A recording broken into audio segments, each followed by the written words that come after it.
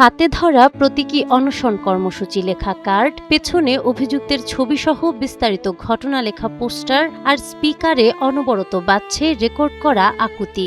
এভাবে পাওনা টাকার দাবিতে অভিনব কায়দায় প্রতীকী অনশনে বসেছেন এক প্রবাসী। টাকা আদায়ে এমন ব্যতিক্রমী ও অভিনব কায়দায় প্রতিবাদ আগে কখনো হয়তো দেখেনি কেউ। জানা গেছে, বিদেশ থেকে ফিরে পার্টসের ব্যবসার স্বপ্নে নিজের জমানো 10,20,000 টাকা অ্যাডভোকেট শাহরিয়ার পলাশের হাতে তুলে দিয়েছিলেন যশোর শহরের নাজির শঙ্করপুর এলাকার আলামিন। কিন্তু 4 বছর পেরিয়ে গেলেও মেলেনি দোকান, ফেরত পাওয়া যায়নি টাকাও। চরম অর্থকষ্টে পড়ে অবশেষে RN রোড এলাকার রৌনক সানফ্লাওয়ার টাওয়ারের সামনে এই অভিনব অনশনে বসতে বাধ্য হয়েছেন তিনি।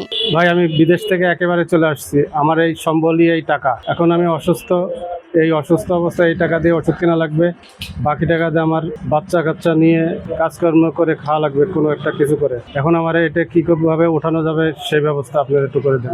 এদিকে আলামিনের কাছ থেকে টাকা নেওয়ার কথা স্বীকার করেছেন অভিযুক্ত অ্যাডভোকেট শাহরিয়ার পলাশ।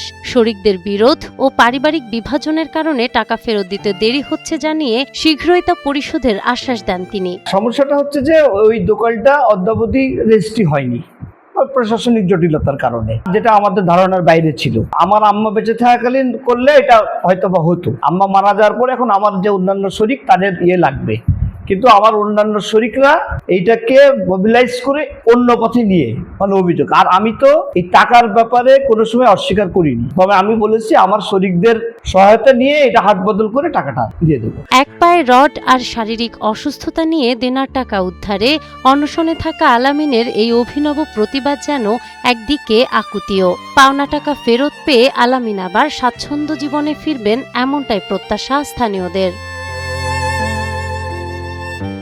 নাহার বৃষ্টি, টাইমস টুডে।